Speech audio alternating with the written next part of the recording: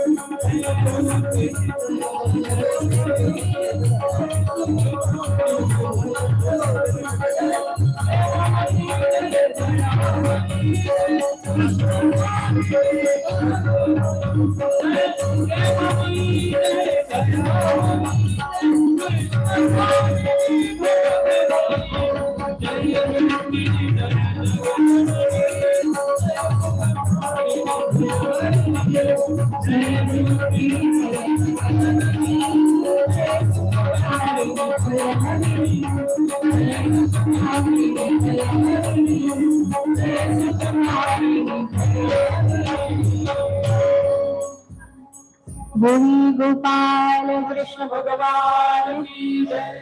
श्री रुक्मिणी माता की जय।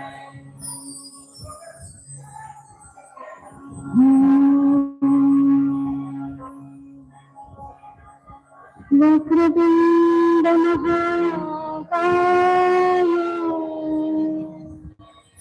सूर्यकोटि समप्रभ निर्विघ्नं तुषारहारधवला या शुभ्रवस्त्रावृता या वीणावरदण्डमण्डितकरा या श्वेतपद्मासना या ब्रह्माच्युतशङ्करप्रभृतिः देवैः सदा वन्दिता सा मां पातु सरस्वती भगवती विशेषजाड्यापना।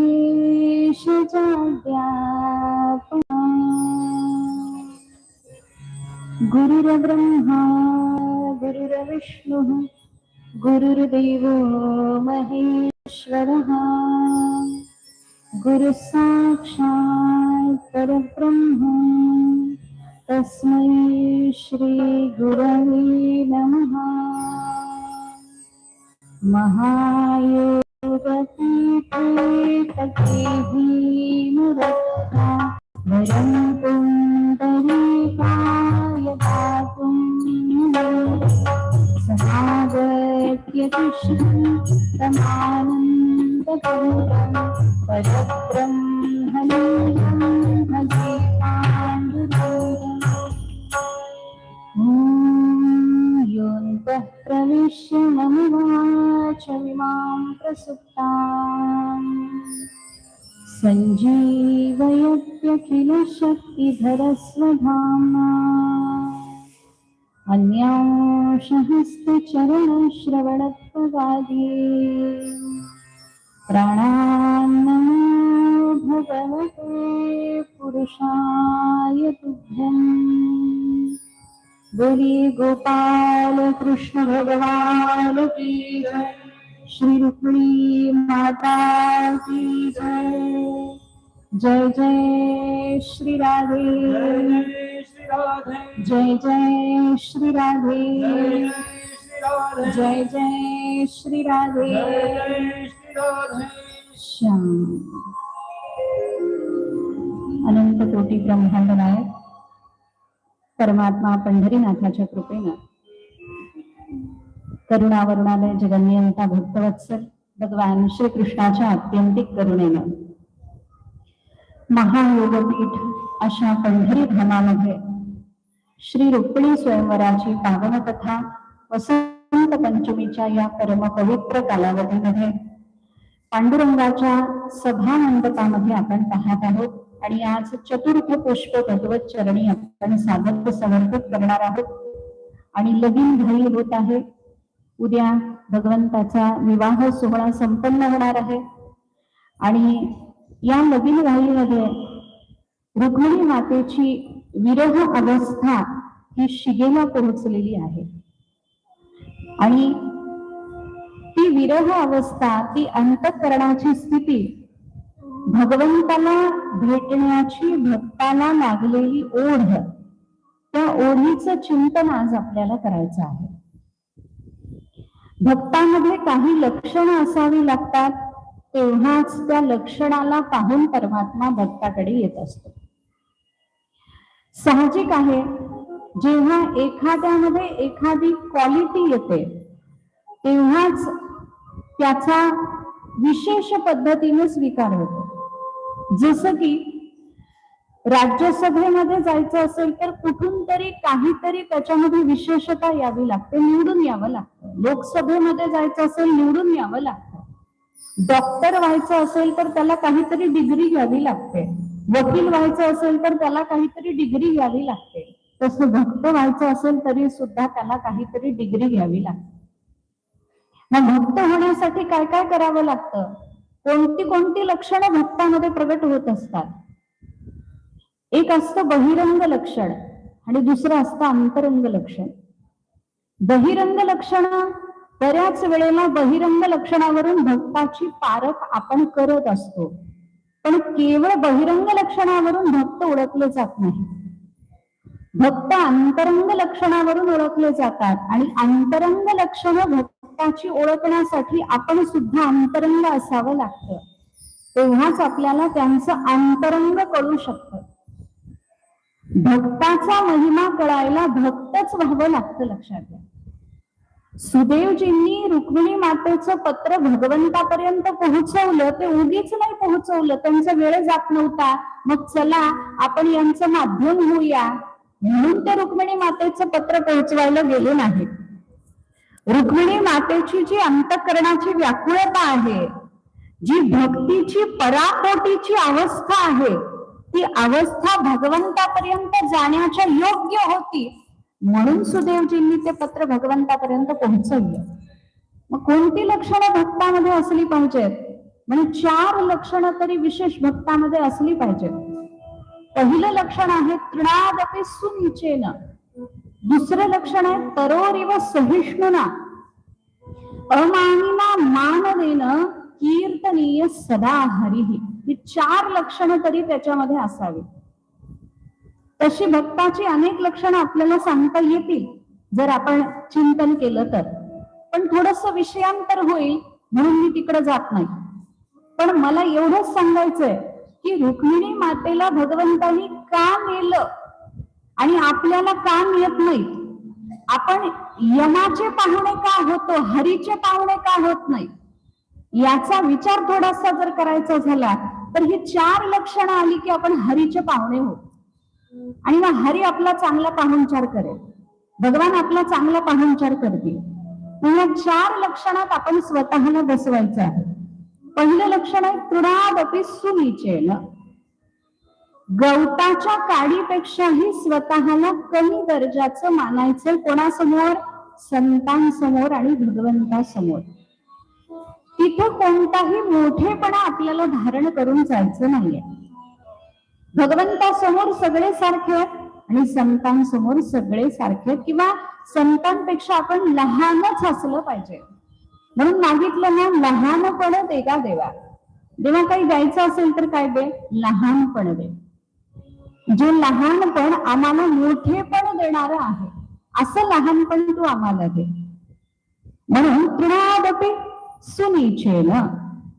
स्वतःला अत्यंत लहान समजलं पाहिजे. जो लहान होतो ना तोच महान होतो, लक्षात घ्या. म्हणून संतांसमोर वाकणं जमलं पाहिजे, भगवंतासमोर वाकणं जमलं पाहिजे. दुसरी गोष्ट भक्तामध्ये असली पाहिजे तरोरिव सहिष्णुना. झाडं जी उभी असतात ना, त्या झाडांमध्ये ऊन, थंडी, वारा, पाऊस सगळं सहन करण्याची ताकद असते आणि ते सगळे सहन करत असतात. म्हणून झाडं ही तपस्वी माणसाचं लक्षण आहे किंवा तपस्वितेचं लक्षण आहे. तसं माणसाच्या जीवनामध्ये हे सगळं येतच असतं, ती सहिष्णुता आपल्या अंगामध्ये आणण्याचा प्रयत्न झाला पाहिजे. मला माहिती आहे हे सांगणं फार सोपं आहे, पण हे करणं फार अवघड आहे. म्हणून आपण सगळ्यांनी हा प्रयत्न करायचा आहे. सांगणारा व्यासपीठावर बसलेला म्हणजे तो तसा आहे असं नाही. आपण सगळ्यांनी हा प्रयत्न करायचा आहे. तरोरिव सहिष्णुना, सहनशील होण्याचा प्रयत्न करायचा आहे. मग कोणती कोणती सहिष्णुता आपल्यामध्ये आली पाहिजे, कोणती कोणती सहनशीलता आपल्यामध्ये आली पाहिजे? पहिली सहनशीलता आपल्यामध्ये आली पाहिजे द्वंद्व सहिष्णुता. जगामध्ये द्वंद्व दिसतात. द्वंद्व कशाला म्हणायचं? सुख आहे तसं दुःख आहे, प्रेम आहे तसा द्वेष सुद्धा आहे. जसे पंडित लोक या जगामध्ये आहेत तसे मूर्ख लोक या जगामध्ये आहेत. जसं चांगलं या जगामध्ये आहे तसं वाईट सुद्धा या जगामध्ये आहे. दोन्ही या जगामध्ये आहे. सगळ्यांना 100% चांगलं जगामध्ये मिळू शकत नाही आणि सगळ्यांना 100% वाईट या जगामध्ये मिळू शकत नाही. दुर्योधनामध्ये सगळे दुर्गुणच होते असं नाही, चांगलाही गुण होता मैत्रीचा. त्यानं 13 वर्ष लोखंडाच्या पुतळ्याशी प्रॅक्टिस केली होती. सराव नावाचा चांगला गुण होता दुर्योधनामध्ये. युधिष्ठिरामध्ये सगळे चांगलेच गुण होते, पण एक गुण होता वाईट, त्याला दूध खेळायला आवडत होतं. लक्षात घ्या. म्हणजे सगळ्यांमध्ये 100% चांगलेच गुण असतात असं नाही, एखादा वाईटही गुण असू शकतो. प्राबल्य कशाचं आहे ते फार महत्वाचं आहे. लक्षात घ्या. पर्सेंटेज किती आहे? 99% कशाचे आहेत? चांगल्याचे आहेत का वाईटाचे आहेत? हे फार महत्वाचं आहे. म्हणून जसं सुख जीवनामध्ये आहे तसं दुःख सुद्धा जीवनामध्ये येणारच आहे. जगी सर्व सुखी असा कोण आहे? कोण आहे जगामध्ये सर्व सुखी? कोणीच जगामध्ये सर्व सुखी नाहीये. अहो भगवान रामचंद्र प्रत्यक्ष परब्रह्म आहे की नाही? परब्रह्म प्रभू जेव्हा त्यांचा राज्याभिषेक ठरला, आता उद्या सकाळी राज्याभिषेक होणार आहे.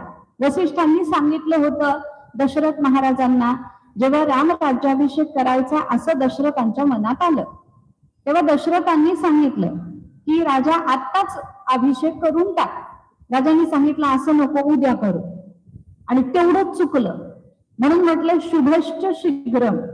मनामध्ये आलं की पटकन करावं. उद्या कोणाच्याच हातामध्ये नसतो. उद्या काही होईल सांगता येत नाही. मग दशरथाने सांगितलं उद्या करू होती. आणि सगळी तयारी झाल्यानंतर कैकेयी रुसून बसली. सगळ्यांना माहितीये का रुसली? मंथरेनं तिचं डोकं फिरवलं. मंथरेनं सांगितलं 2 वरदान मागून घे. तापस वेश विशेष उदासी 14 वर्ष राम वनवासी. भरताला राज्य मिळालं पाहिजे, रामाला 14 वर्ष वनवास झाला पाहिजे. आणि मग दशरथ महाराजांना तिने सांगितलं रामाला 14 द्या. त्यांनी सांगितलं भरताला राज्य मागतेस तू, त्याची आई आहेस म्हणून मी समजू शकतो की तू भरतजीला राज्य मागतेस, पण रामाला 14 वर्ष वनवास कशासाठी? तू असं करू नकोस. जीवन मोर राम बिनु नाही, रामाशिवाय मी जगू शकत नाही असं दशरथ महाराजांनी सांगितलं. पण कैकेयीनं ऐकलं नाही, कारण ऐकेल ती बायकोच कसली. आणि तेव्हापासून बायकोची पाया पडण्याची पद्धत सुरू झाली. पण तरी सुद्धा किती पटतंय तुम्हाला? किती छान पटतंय पांडुरंगाच्या दरबारात. आणि मग तेव्हापासून ती पाया पडण्याची पद्धत नाही, ऐकलं नाही. आणि मग शेवटी रामजींना वनवासाला जावं लागलं. पण रामजी वनवासाला गेले, सगळी अयोध्या रडते, दशरथ महाराज रडतायत, सगळे रडतायत. रामजी कसे आहेत? प्रसन्नताया नगताभिषेकतस्तथा नमले वनवास दुःखतः. ज्यांना आपला राज्याभिषेक होणार म्हणून प्रसन्नताही झाली नाही आणि वनवास झाला म्हणून दुःखही झालं नाही, काहीच नाही झालं. याला म्हणायचं द्वंद्व सहिष्णुता. ज्याला सुख होतं ना त्याला दुःखही होतं. म्हणून जास्त हुरळूनही माणसानं जाऊ नये. आणि जास्त दुःखी माणसाने होऊ नये, कारण या जगामध्ये शाश्वत काहीच नाहीये. सगळं काही पलटणार आहे.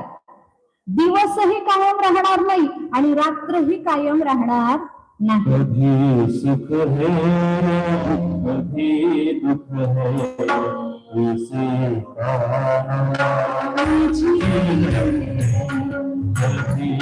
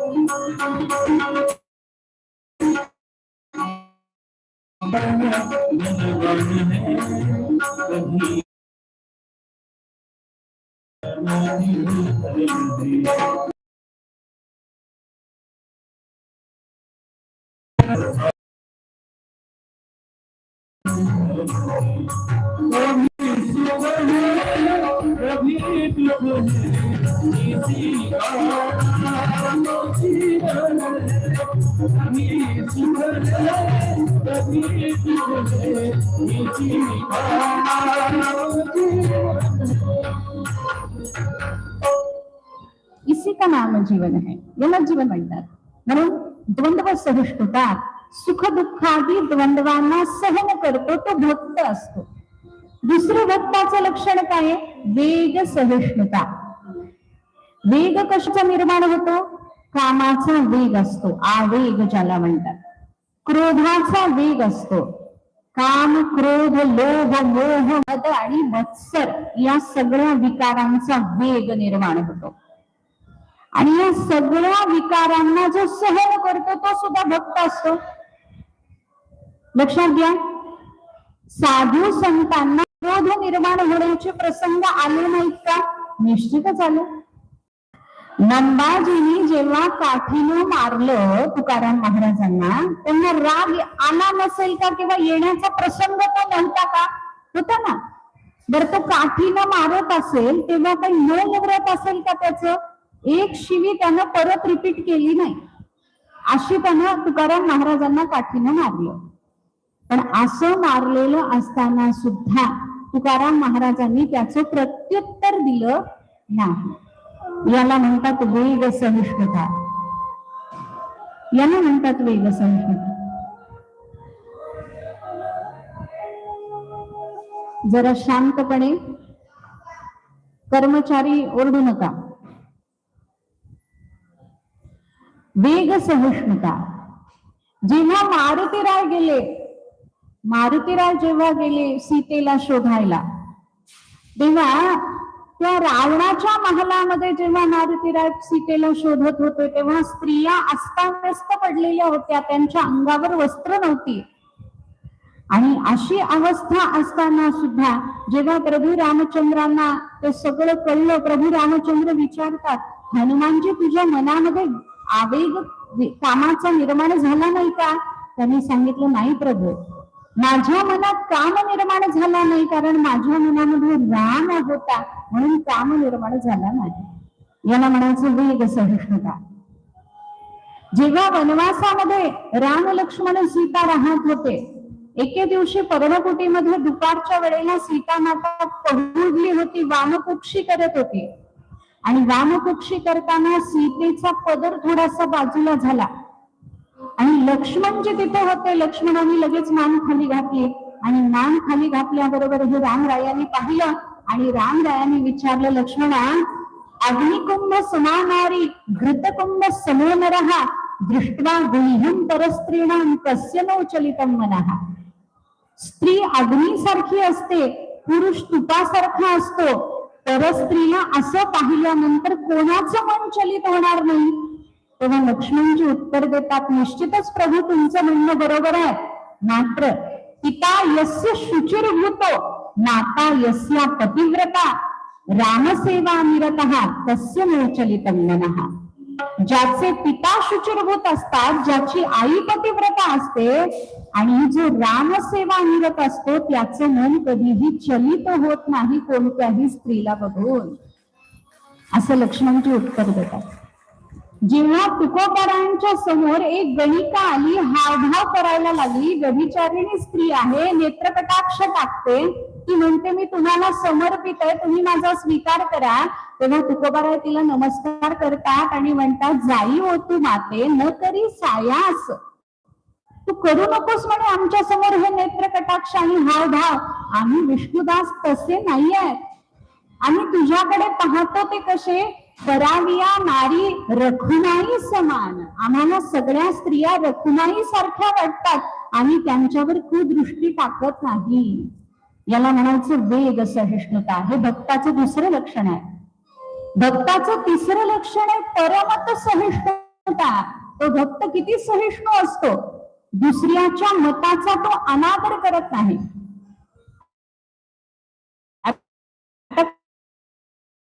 कसं प्रत्येकाचे तुकाराम महाराजांना मानतं, कोणी ज्ञानेश्वर महाराजांना मानतं, देवांना सुद्धा वेगवेगळ्या मानणारे लोक भगवान शंकराला मानतं, कोणी म्हणतं श्री शिवाय नमस्तुभ्यम, कोणी म्हणतं श्री विठ्ठल विठ्ठल विठ्ठला. प्रत्येक जणाचे वेगळे वेगळे भाव आहे. म्हणजे आमचा देव मोठा, तुमचा छोटा. नवरात्रात तर त्या देव्या सुद्धा एकमेकीच्या छोट्या होतात. तुमची देवी मोठी का आमची मोठी. गणपती उत्सवामध्ये, गणेशोत्सवामध्ये तुमचा गणपती मोठा का आमचा मोठा. याच्यावर म्हणजे गणपती एकच, पण त्या गणेश मंडळात त्याच्यावरून वाद निर्माण होतो. ही परमत सहिष्णुता असली पाहिजे. लक्षात घ्या, आपला भगवान आपल्याला प्रिय वाटतो, पण याचा अर्थ असा नाही की दुसऱ्याच्या देवाला आपल्याला नावं ठेवायची परवानगी मिळालेली आहे. अजिबात नाही. मला कृष्ण आवडतो म्हणजे भगवान शंकराला मी नावं ठेवावीत असा त्याचा अर्थ होत नाही. याच्याने कृष्णालाही आनंद होणार नाही, भगवान शंकराला तर होणारच नाही. म्हणून सगळ्यांमध्ये एकच तत्व व्यापक आहे असं मानायला शिकलं पाहिजे. म्हणून शास्त्राने सांगितलंय, वादो नावलंब्य, वादाचा अवलंब भक्तांनी कधीही करू नये. समर्थांच्याकडे एक विद्वान गेला. समर्थांच्याकडे तो गेला आणि सांगितलं माझ्या बरोबर वाद करा. त्याने सांगितलं आम्ही वाद करणार नाही, तुझं जे मत असेल ते तू मान, आमचं जे मत आहे ते आम्ही मानतो, तुझं तुझं मान, आम्ही आमचं मानतो, काही वाद करायची गरज नाही. त्यांनी सांगितलं नाही नाही, मग तुम्ही हारलात म्हणून लिहून द्या. ते म्हणाले मी तुझ्याशी वाद केला नाही, तू हारला नाही आणि मी प्रश्न नाही, मी पण हारलो नाही, मग तुला मी हारलोय म्हणून कसं काय लिहून देऊ. नाही लिहून देणार, मग वाद करा. त्यांनी सांगितलं जमत नाही मला, माझं रामनामामध्ये खंड होतं, मी तुझ्या बरोबर वाद करणार नाही. तो म्हणाला असं मी वाद केल्याशिवाय जाणार. त्यांनी सांगितलं हे पहा, मी असल्या वादाच्या भानगडीत पडत नाही. माझा शिष्य आहे कल्याण स्वामी, त्याच्या बरोबर जाऊन तू वाद कर. तो जिंकला की मी जिंकला, तो हारला की मी हारला असं समजतो म्हणे मी, जा म्हणे. त्याला म्हटलं सोपं आहे, मग हे विद्वान आहे, तो काय म्हणे विद्वान आहे, त्याच्याशी जाऊन वाद करू. मग ते कल्याण स्वामी आपलं काम करत बसलेले, सुपारी मीठ करत होते, तांदूळ मीठ करत बसलेले, असं त्यांचं काम चालू होतं. गुरु सेवा चालू होती. तिथे गेला तो विद्वान आणि त्यांनी विचारलं तुमच्या गुरुनी मला पाठवलंय, माझ्या बरोबर वाद करा, मी तुम्हाला जिंकायला आलेलो आहे. त्या कल्याण स्वामींनी सांगितलं हे बघा, गुरु सेवेतून मला वेळच मिळत नाही, पण आता तुम्हाला गुरुनीच पाठवलं आहे, तर तुम्ही प्रश्न करता का मी प्रश्न करू. त्यांनी सांगितलं तुम्ही प्रश्न करा. म्हणजे ठीक आहे, कोणी कोणाला काय केलं तरी काही हरकत नाही. मग त्यांनी त्या सुपाऱ्या घेतल्या आणि ओंजळभर सुपाऱ्या घेऊन विचारलं या किती सुपाऱ्या आहेत सांगा बरं. आता तो शास्त्राचा वाद करायला आला होता. असा कधी वाद होतो का, सुपाऱ्या किती आहेत, हा शास्त्राचा वाद झाला का, शास्त्रीय वाद झाला का. कल्याण स्वामींनी विचारलं सुपाऱ्या किती आहेत सांगा. म्हणा असं कधी सांगता येतं का, तुम्ही मोजून घेतल्या असतील. मग त्यांनी त्या सुपाऱ्या टाकून दिल्या, तांदूळ घेतले आणि विचारलं आता सांगा हे किती तांदूळ आहेत. तो म्हणाला असं कसं सांगता येतील मोजल्याशिवाय. तो म्हणाले मी सांगू. कल्याण स्वामी म्हणाले मी सांगू. म्हणे सांगा बरं. म्हणे ओंजळ भर आहे. सोपी गोष्ट, ओंजळ भर तांदूळ आहेत म्हणे. तो म्हणाला हे मलाही माहित होतं. मग कल्याण स्वामी म्हणाले मग काय तुमची जीभ भरली होती कोणी. सांगायचं तो ओंजळ बरं म्हणून. त्यांनी म्हणाले असा नसतो वाद, शास्त्रीय वाद असतो. म्हणजे बघा, आम्हाला गुरु शिवाय दुसरं शास्त्र माहित नाही, आम्हाला राम नामाशिवाय दुसरं शास्त्र माहित नाही. ते तुम्ही तिकडे बघा म्हणे, समर्थांच्याकडे जावा, ते शास्त्र वाद ते तिकडे जावा. मग पुन्हा तो समर्थांच्याकडे आला. समर्थांनी सांगितलं आजच्या दिवस थांबा, वादाचा आपण उद्या बघू. पण ते कसं असतं, अर्धवट ज्ञान असतं ना, ते बसू देत नाही माणसाला. मग त्यांनी काय केलं, सकाळी त्याची स्नान संध्या झाल्याबरोबर एक वाटी पाठवली समर्थांकडे आणि समर्थांना सांगितलं या वाटीमध्ये ब्रह्म भरून द्या. समर्थांनी तीच वाटी परत पाठवली आणि समर्थांनी सांगितलं या वाटीतलं ब्रह्म आधी मोकळं करून द्या, मग मी वाटी भरून देतो. आणि तेव्हा जे त्यानं ऐकलं तो धावत आला आणि समर्थांच्या चरणी साष्टांग दंडवत घातलं आणि सांगितलं माझ्यासाठी काय आज्ञा आहे. समर्थांनी सांगितलं बाबा रे, तू शास्त्र वाचलीस पण वाद करण्यासाठी वाचलीस. विद्या विवादाय धनं मदाय फलस्य शक्ती परपीडनाय साधोस्तु सर्वं विपरीतमेतत् ज्ञानाय दानाय च रक्षणाय. म्हणून दुसऱ्याच्या मताचा आदर करायला शिक. तू राम नाम घे, त्याशिवाय तुझं कल्याण होणार नाही. ही काय आहे, सगळी शास्त्र माहित असताना सुद्धा दुसऱ्याच्या मताचा आदर करणं ही परमत सहिष्णुता आहे. पुढची सहिष्णुता सांगितली परोत्कर्ष सहिष्णुता. ही फार कठीण आहे, लक्षात घ्या. दुसऱ्याचा उत्कर्ष झालेला सहन करायला फार मोठं काळीज लागतं, फार मोठं काळीज. संसारात सुद्धा दुसऱ्याचा उत्कर्ष सहन होत नाही, परमार्थात सुद्धा दुसऱ्याचा उत्कर्ष सहन होत नाही. गुरुच्या कोणी जवळ गेलं सहन होत नाही, त्याचा परमार्थिक उत्कर्ष व्हायला लागला तरी सहन होत नाही. अहो, कीर्तनाच्या तारका जर दुसऱ्याला जास्त मिळायला लागल्या तरी महाराज लोकात भांडणं होतात. माझ्या गावाला तू कशाला गेला, अरे गाव काय कोणाचं असतं का सांगा बरं. ज्याला जे आवडतं त्याला. लोकांचं काही खरं नाही, कधी कोण डोक्यावर घेतील आणि कधी पायदळी तुडवतील सांगता येत नाही. म्हणून जास्त कोणाच्या नादाला लागायचं नाही. म्हणून परोत्कर्ष सहिष्णुता, दुसऱ्याचा उत्कर्ष सहन करायला शिकलं पाहिजे. या सगळ्या गोष्टी भक्तामध्ये असल्या पाहिजे. म्हणून तरोरिव सहिष्णुना. आणखी कसं असलं पाहिजे भक्तांनी, स्वतः अमानिना, मान रहित असलं पाहिजे. प्रत्येक ठिकाणी मला मान, मला मान, मला मानच दिलं नाही, मला बोललंच नाही, मला अमुकच केलं नाही, माझ्याकडे बघितलंच नाही, असं नाही. अमानिना. आणि दुसऱ्याला मान देणार भक्तांनी असलं पाहिजे.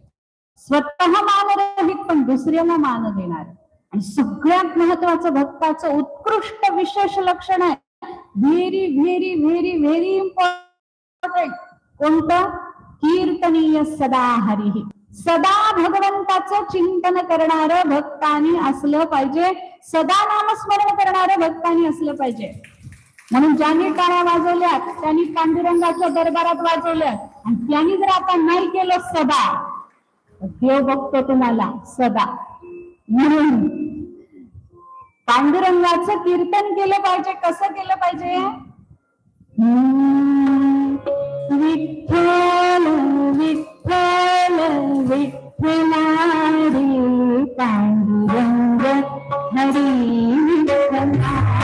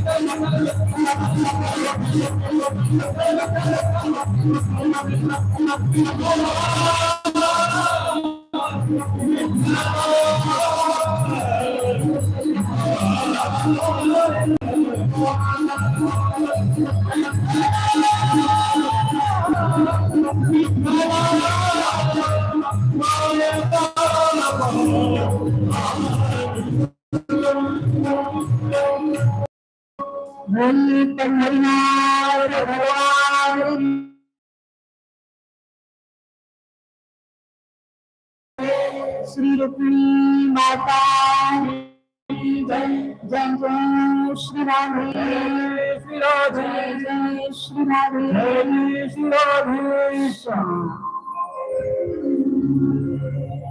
कीर्तनीय सदा हरिः सदा सतत निरंतर सातत्यानं भगवंताचं नाम मुखावर राहणं हे भक्ताचं सर्वश्रेष्ठ लक्षण आहे. म्हणून रुक्मिणी मातेकडे ही सर्व लक्षणं आहेत. म्हणून पंढरीचा राणा रुक्मिणी मातेच्या एका पत्रावर धावून आला. मग आता कालपर्यंत आपण काय कथा पाहिली?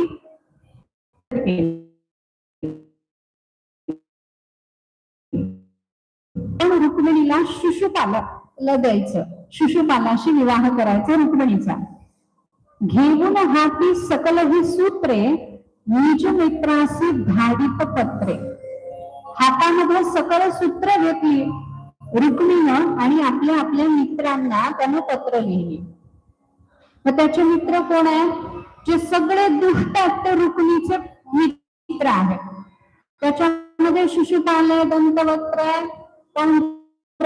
सगळे सगळे दुष्ट त्याचे मित्र आहेत. त्यांना सगळ्यांना पत्र लिहिलं आणि भीष्मकांना म्हणजे आपल्या पित्याला त्यांनी सांगितलं की मी रुक्मिणीसाठी शिशुपाल हा वर निवडलेला आहे. भीष्मक बोलायला लागले, काय बहुता शोधून काढलास म्हणे. चेदी देशाचा राजा दमघोष त्याचा ज्येष्ठ पुत्र शिशुपाल आणि हा शिशुपाल अत्यंत दुष्ट प्रवृत्तीचा आहे. शिशुपालाची आई आहे श्रुतश्रवा. श्रुतश्रवाला जेव्हा शिशुपाल झाल्याबरोबर त्याला 3 नेत्र आणि 4 हात होते. त्याच्या आईला वाटलं असलं कसलं पोरग झालंय म्हणून ती त्याला टाकून देणार होती.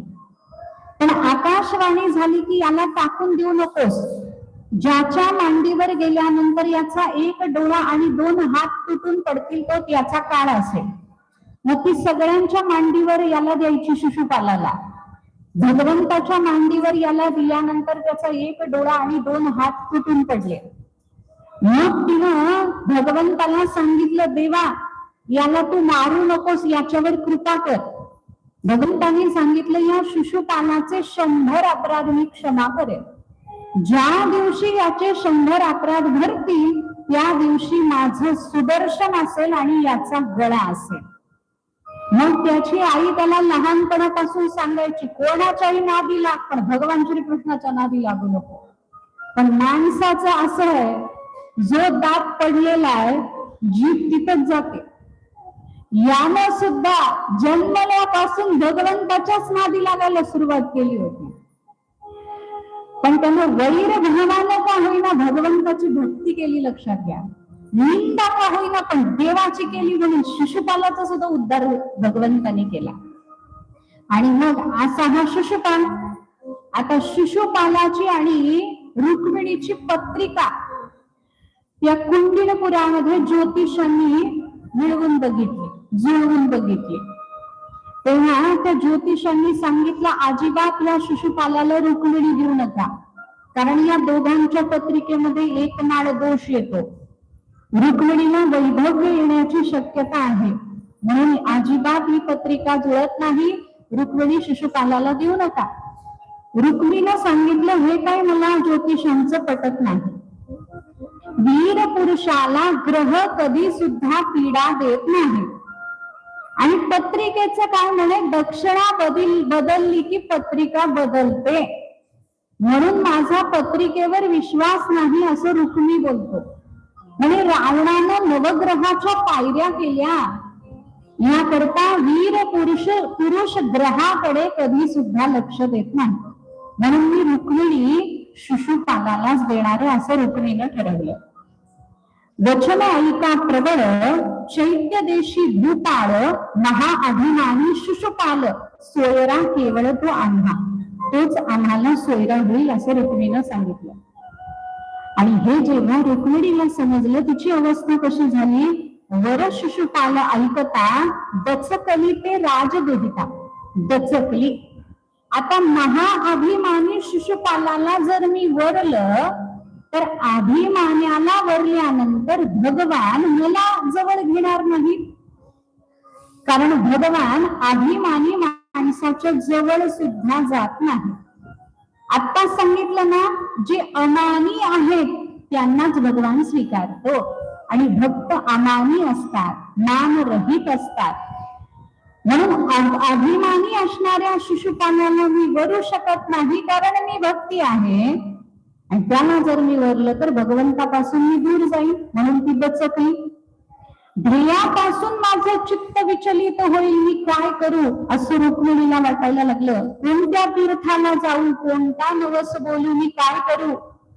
नाथ महाराज म्हणतात, सद्बुद्धीच्या आड काम क्रोध यावा, सद्बुद्धी निर्माण व्हावी आणि काम क्रोधानं त्या सद्बुद्धीला झाकून टाकावं. विवेक निर्माण व्हावा, पण तो विवेक गर्व आणि मदानं झाकून जावा. स्वधर्माच्या आड आळस सिंधू यावा, म्हणजे स्वधर्माला लागलोय पण आळसानं स्वधर्म बुडतो. स्वधर्म काय, सकाळी लवकर उठून आपली आपली कामं करायची, असं स्वधर्म आहे. पण आळस आल्यानंतर काय वाटतं, 7चं काम 8ला करू, काय एवढी घाई आहे, आज करे सो कल कर, कल करे सो परसो, इतनी जल्दी क्या है जब जीना है बरसो, काय एवढी गडबड आहे असं वाटतं माणसाला. हा कलियुगातल्या माणसाने केलेला दोहा आहे, लक्षात घ्या. गडबड काहीच नाहीये. म्हणून स्वधर्माच्या आड आळस येत असतो. आणि मग तसा रुक्मिणी भगवत प्राप्तीच्या आड यायला लागला. मग रुक्मिणी माता रडायला लागली की आता हे दुःख कोणापाशी मी सांगू, मला भगवंताला प्राप्त करायचंय. मी हे दुःख आईला सांगायला जावं तर आई मिठी मारेल, तीच पराधीन आहे, ती रडेल, ती काही करू शकणार नाही. भगवत प्राप्तीसाठी आई माझी मदत करू शकणार नाही. माझ्या सख्यांना मी सांगावं तर त्याच आशा रूपी सख्या आहेत, आशांना सांगून भगवंताची प्राप्ती मला होऊ शकणार नाही, त्यांनाही मला बाजूला ठेवावं लागेल. मी ब्राह्मण स्त्रियांना सांगू तर त्याही दीन आणि तृष्णारूपी आहेत, कृष्णाला प्राप्त करायचं असेल तर तृष्णाही बाजूला ठेवावी लागते, म्हणून त्यांनाही मला सांगता येणार नाही.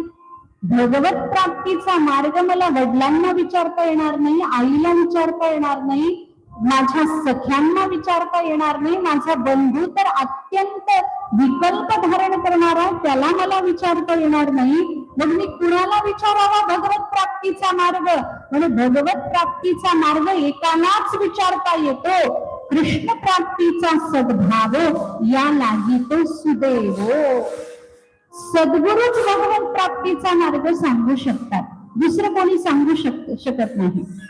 म्हणून रुक्मिणीने काय केलं, आपली एक सखी होती जिचं नाव होतं भावकलना. भावकलना नावाची सखी होती.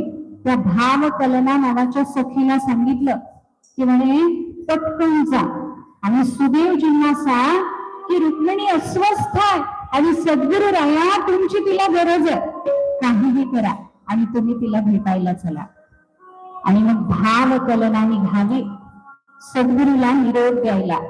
एक जीव भगवत प्राप्तीसाठी व्याकुळ आहे.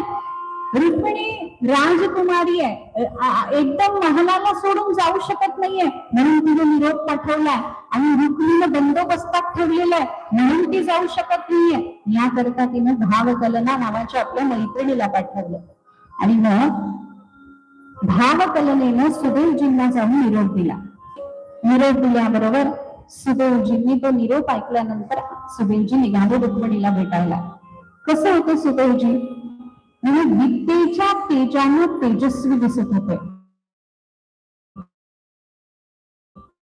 दर्शनीय वाटत होते. काही जण पाहायला दिसायला सुंदर असतात आणि काही जण दर्शनीय असतात. काही जणांना पाहिल्यानंतर डोळ्यांना सुख होतं आणि काही जणांना पाहिल्यानंतर अंतःकरणाला सुख होतं. जेव्हा अंतःकरणाला सुख होतं असतात, वाणीचं माधुर्य सुदेवजींकडे होतं. आपल्या वाणीच्या माधुर्यानं लक्ष्मीला सुद्धा मोहित करणारे सुदेवजी होते. चतुर असे वक्ता सुदेवजी होते. आणि अशा सुदेवजींनी रुक्मिणी मातेकडे येणं केलं. रुक्मिणी मातेकडे आल्यानंतर रुक्मिणी मातेने सुदैवजींना पाहिलं आणि नमस्कार केला.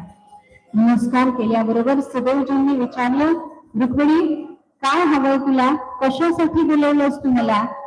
तेव्हा ते सांगते, असे मनी चिंतून सुशीला वाही सत्वर सुदैवजीला, शरण धुनी अर्घ्य समर्पण केले त्याचे सादर पूजन. पहिल्यांदा सादर पूजन केलं सद्गुरुरायाचं. सादर पूजन करून वंदन केलं, विनम्र भावाने वंदन केलं आणि पायाजवळ बसले. राजकुमारी आहे पण सद्गुरूच्या चरणाजवळ बसली आणि सांगितलं, विप्रवरा मी अनाथ आहे आजी, मी आज अनाथ आहे. माझं एक कार्य आहे ते तुम्ही करावं असं मला वाटतंय. कोमल आहे हृदय आपुले, आपले हृदय कोमल म्हणून विनवण्यासाठी मी आलेली आहे. द्वारकेमध्ये तुम्ही जा आणि श्यामल असा जो जगजेठी आहे भगवान श्रीकृष्ण, त्याला माझ्यासाठी घेऊन या तुम्ही. एवढं तुम्ही माझ्यासाठी करा. मग त्यांनी विचारलं, तू मलाच का बोलवलंस?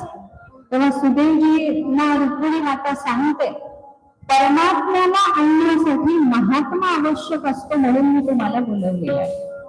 आणि शिष्याच्या हृदयरूपी शेतीमध्ये, जमिनीमध्ये, क्षेत्रामध्ये भक्तीचं बीज सद्गुरूच पेरत असतात.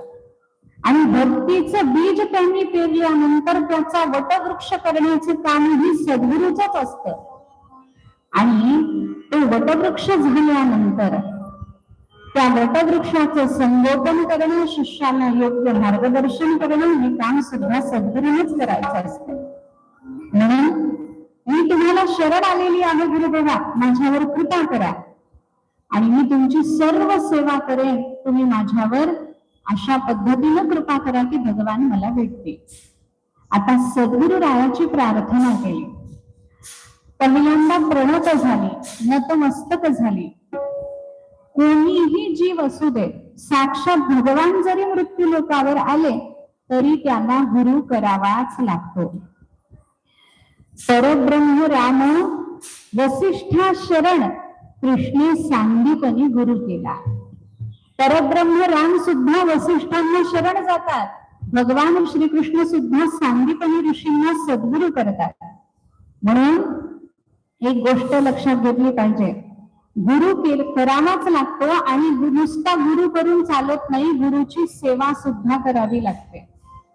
गुरुची सेवा दोन पद्धतीने असते. एक गुरुची बहिरंग सेवा असते आणि दुसरी गुरुची अंतरंग सेवा असते. गुरुची बहिरंग सेवा कशी असते? गुरुची बहिरंग सेवा करणारे शिष्य पूर्वी होते, आता तेही कमी झाले. बहिरंग सेवा करणारे सुद्धा कमी झाले. आणि सेवा जर गुरुची करायची म्हटली तर त्यांना स्टेजवरची सेवा लागते, पुन्हा फोटोतली सेवा लागते, दुसरी सेवा नाही लागत. घर झाडा म्हणलं तर नाही येणार झाडायला, पण हार घाला म्हणलं लगे यार अशी सेवा लागते. तसं नाही, एक बहिरंग सेवा असते, दुसरी अंतरंग सेवा असते. खऱ्या गुरुला कोणती सेवा आवश्यक वाटते किंवा खऱ्या गुरुला कोणती सेवा आवडते? खऱ्या गुरुला अंतरंग सेवा आवडते. लक्षात घ्या. याचा अर्थ त्यांची बहिरंग सेवा करू नये असं नाही. नाहीतर ते आजारानं पडलेले आहेत, त्यांचे पाय दुखतायत, त्यांचं डोकं दुखतंय आणि आपण तिकडे नामस्मरण करत बसलेलो आहे. राम राम राम. अंतरंग सेवा करतोय आम्ही, बहिरंग मरू देत तिकडं, आपल्याला काय करायचंय असं नाही चालत. लक्षात घ्या. असं नाही, जीव जाणायचा आहे. अंतरंग आणि बहिरंग दोन्ही सेवा केली पाहिजे. मग गुरु शुश्रूषया भक्त्या, गुरुची सेवा करायची, पण कशी करायची? भक्ती न करायची आहे. मग ही अंतरंग सेवा कशी आहे? बहिरंग सेवा तर सगळ्यांना माहिती आहे, त्यांचे चरण धुणं वगैरे वगैरे वगैरे त्यांची जी सेवा करतात ती केलीच पाहिजे. पण अंतरंग सेवा कशी आहे? जे आपल्याला मिळेल भगवंताला, सद्गुरूला, त्यातला काही भाग भगवत अर्पण बुद्धीने समर्पण करणं.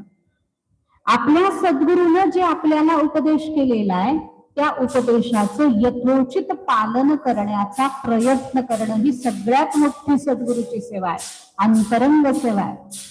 नाहीतर त्यांनी केलेल्या उपदेशाच्या बरोबर विरुद्ध वागत असू तर याला सद्गुरु सेवा म्हणत नाहीत, लक्षात घ्या. भगवंताची आराधना करणं ही सुद्धा सद्गुरूची सेवा आहे, लक्षात घ्या.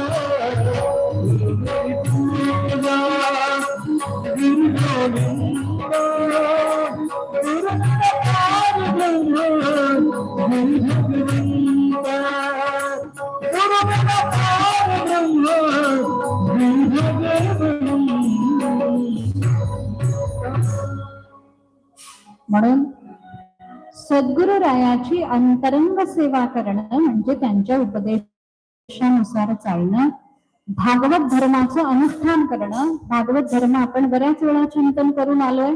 पुढं कधी पांडुरंगाच्या दरबारात भागवत धर्म सांगण्याचा योग आला तर भागवत धर्माची चर्चा आपण अवश्य करू.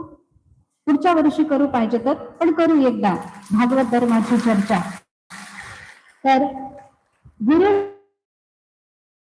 शुश्रूषया, गुरुची सेवा करणं. मग रुक्मिणी माता समर्पित आहे पूर्ण सद्गुरूला, आणि जो पूर्ण समर्पित होतो ना सद्गुरूला, अखिल सृष्टी त्याच्यावर कृपा करते. जगद्गुरु शंकराचार्यांचे एक शिष्य झाले, त्यांचं नाव झालं पद्मपादाचार्य. पद्मपादाचार्यांचा अधिकार एवढा मोठा झाला की जगद्गुरु शंकराचार्य एके दिवशी तीर्थयात्रेला निघाले आणि त्यांनी सांगितलं की मी तीर्थयात्रेला चाललोय आणि तू इथंच राहा. ते म्हणाले ठीक आहे गुरुदेवा, मी इथे राहतो, काही अडचण नाही. मग मी काय करू इथे राहून?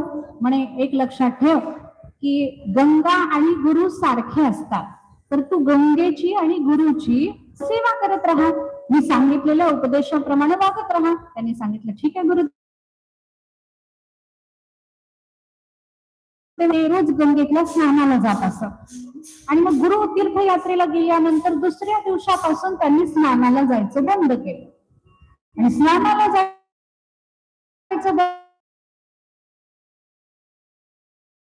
असतं निश्चित कृपा होते. निश्चित म्हणजे निश्चित कृपा होते. मग सद्गुरु रायाला नमस्कार केला रुक्मिणी मातेनं आणि सांगितलं माझ्यावर कृपा करा आणि भगवंताला माझ्यासाठी घेऊन या. सुदेवजींनी रुक्मिणी मातेकडे पाहिलं, हाव भाव ओळखले, डोळ्यातलं कारुण्य, विरह, कृष्ण प्रेम, अंतःकरणाची कृष्ण प्रेमानं व्यथित स्थिती ओळखली.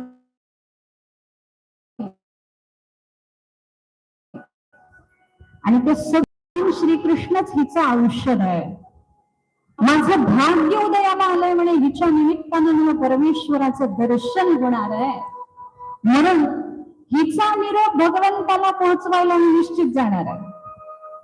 जे वेड ऋषी मुनी परमहंसाला लागतं तेच माझी शिष्या रुक्मिणीला लागलेलं आहे.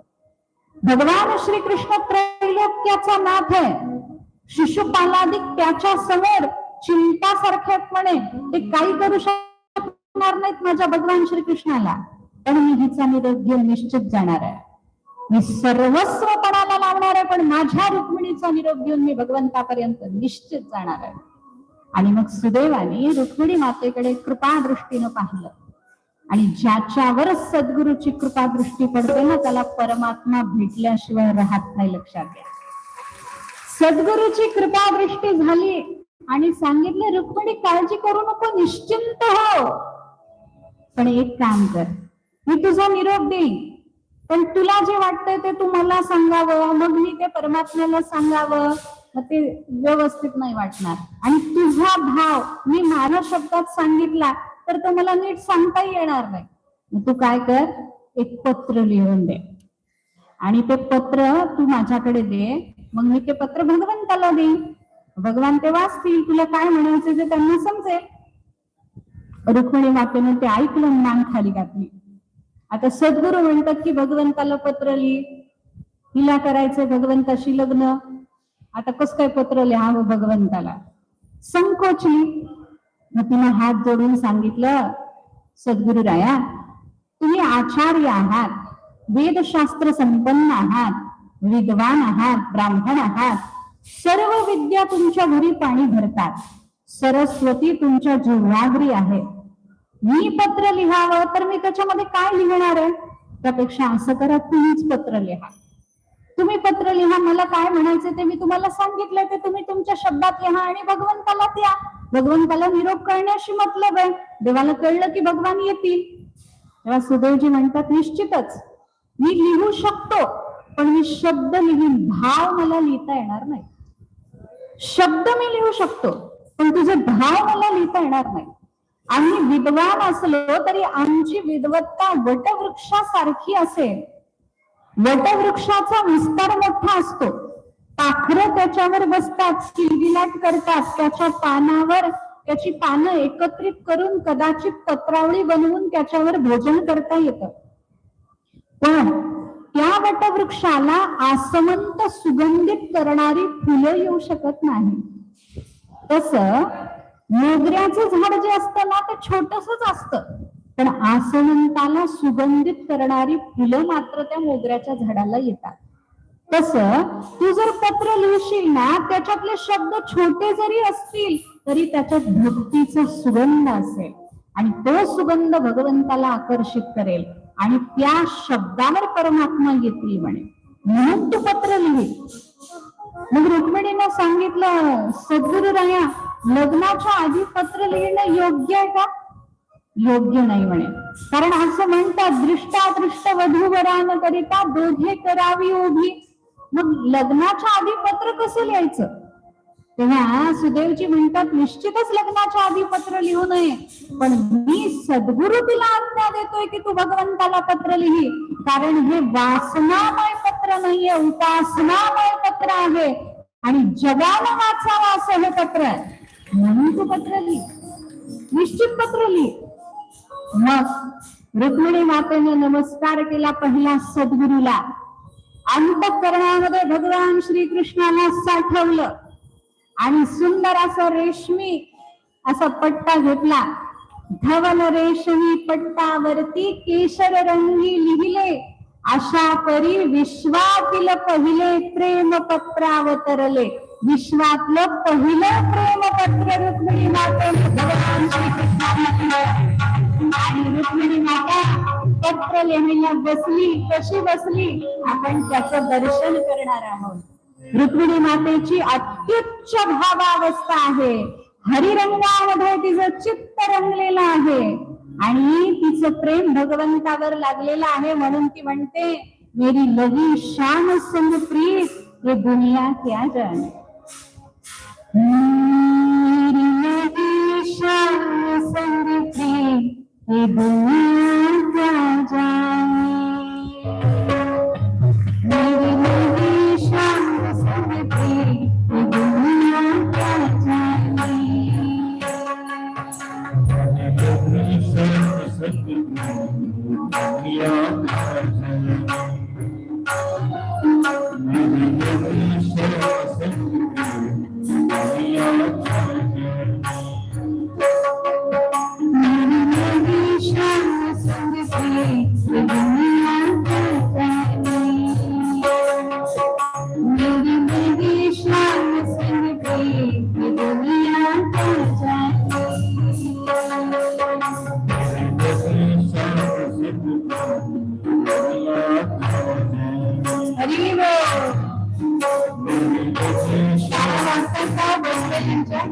कोणाकोणाचं प्रेम भगवंताशी लागले त्यांच्या टाळ्या वाजतील.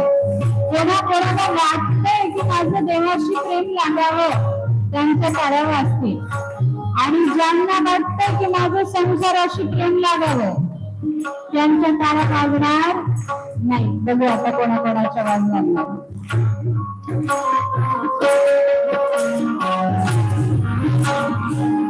श्रीराधे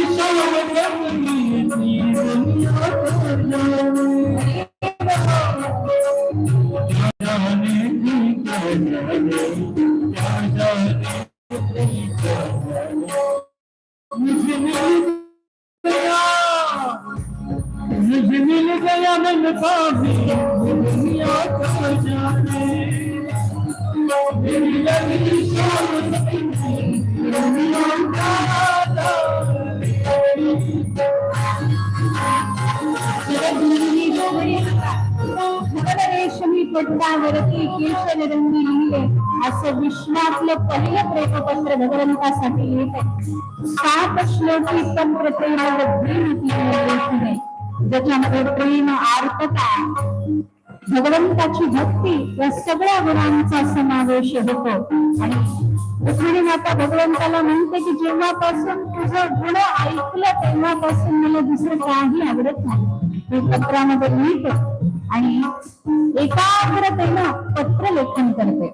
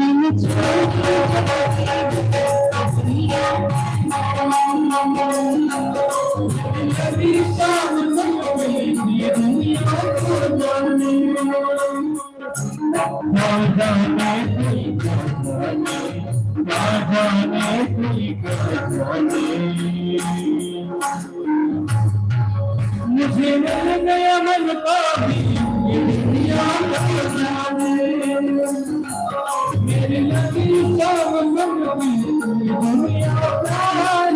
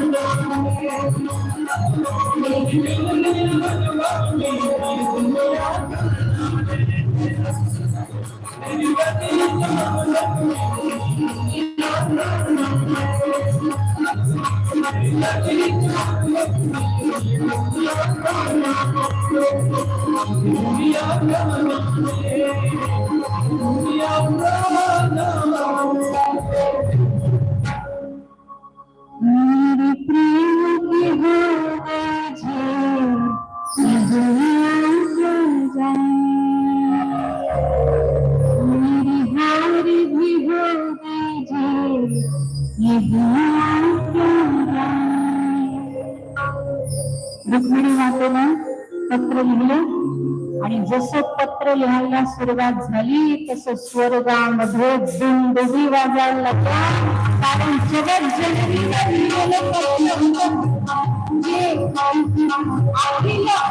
स्त्रियांसाठी एक आदर्श ठरणारे होतं, जे भक्ती मार्गीय साधकांसाठी एक आदर्श ठरणारे होतं. म्हणून ज्ञानाच्या सप्त भूमिका असणाऱ्या या सुंदर अशा भूमिका या पत्रामध्ये होत्या. म्हणून जय जयकार व्हायला लागला जगत जननी रुक्मिणी मातेचा आणि पांडुरंगरायाचा. बोली गोपाल कृष्ण भगवान की जय. श्री पंढरीनाथ भगवान की जय. श्री रुक्मिणी माता की जय.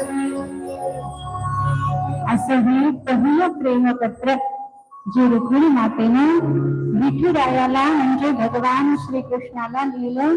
धन्यवाद रुक्मिणी माता, तुम्ही आम्हाला दर्शन द्यायला आलात आणि पत्र आमच्या समोर लिहिलं. आम्ही किती भाग्यवान आहे की आम्ही तुम्हाला पत्र लिहिताना बघितलं. सुदैवजींनी बघितलं होतं ते आम्ही बघितलं. धन्यवाद. आणि असं हे रुक्मिणी मातेनं पत्र लिहिलं आणि मग ते पत्र घेऊन सुदैवजींच्या हातामध्ये दिल्यानंतर आता ते सुदैवजींनी उघडलं नाहीये, तर द्वारकेमध्ये उघडणार आहेत सुदैवजी. ते पत्र तसंच गुंडाळून ठेवलं आणि ते पत्र हातामध्ये घेऊन सुदैवजी आता निघाले. सुदैवजी निघाल्यानंतर ते पत्र देताना रुक्मिणी माता म्हणते, हे पत्र नाहीये, हे माझा प्राण आहे, प्राण तुमच्या स्वाधीन करते. आणि भगवंताला सांगा की हा माझा प्राण आहे, तुमच्या स्वाधीन करते मी हा प्राण. या प्राणाचं रक्षण करायचं असेल तर तुम्हाला स्वतःला यावं लागेल. सुदैवजींनी सांगितलं, घाबरू नकोस रुक्मिणी, मीही तुला वचन देतो, मी भगवंताला घेतल्याशिवाय येणार नाही. भगवान 100% येतील, तू काळजी करू नकोस. आणि मग भगवंताला आणायला सुदैवजी निघाले. आता सुदैवजी निघाले आणि मनामध्ये विचारात्मक मंगलाचरण करत निघालेले आहे. रुक्मिणीचा निरोप घेऊन जसे सुदैवजी घराच्या बाहेर पडले, शुभ शकुन झाला. मंगल आरती घेऊन एक सुवासिनी येताना दिसली. शुभ शकुन झाला, आनंद झाला त्याला. सूर्याच्या रेखांतक अश्वापेक्षाही वेगवान असा अश्व सुदैवाने घेतला आणि ते विचार करतात मी जन्मोजन्मी खूप पुण्य केलं म्हणून मला हरिचरण दिसणार आहे. ज्याचे दर्शन ही प्रयास करूनी लाभेन योग्या प्रती, झाले कुंठित वेद सांख्य चिडले मीमांसकाना गती, वेदांती भ्रमले कणाद दमले ऐसे परब्रह्मते, उल्हासे यमुना तटावर इथे गोपी सवे खेळले. असं परब्रह्म मला बघायला मिळणार आहे. ज्याच्या चरणस्पर्शानं हजारो तरले त्याचे दर्शन मला होणार आहे. मी देव पाहणार आहे. भगवंताचा हात माझ्या मस्तकावर येणार आहे. भगवंताची अमृत दृष्टी माझ्यावर पडणार आहे. म्हणून सुदैवजींना आनंद झालेला आहे. आणि असं करत करत सुदैवाने द्वारकेमध्ये प्रवेश केला.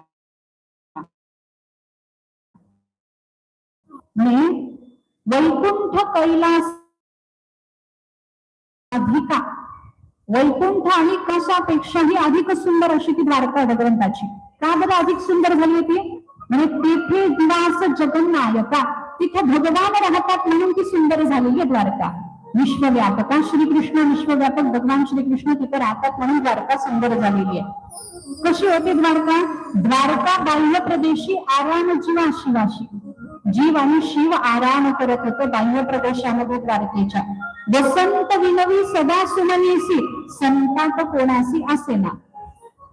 आता उद्या वसंत पंचमी, वसंत ऋतूला प्रारंभ होतो, पण भगवंताच्या द्वारकेमध्ये सदा वसंत ऋतू, सदा आनंदाचं वातावरण अशी भगवंताची द्वारका आहे. भगवंताच्या द्वारकेमध्ये कमळ कशी होती? नाथांनी वर्णन केले, प्रेमे विकासिली शुद्ध कमळे, प्रेमाने विकसित झालेली शुद्ध कमळे द्वारकेमध्ये होते.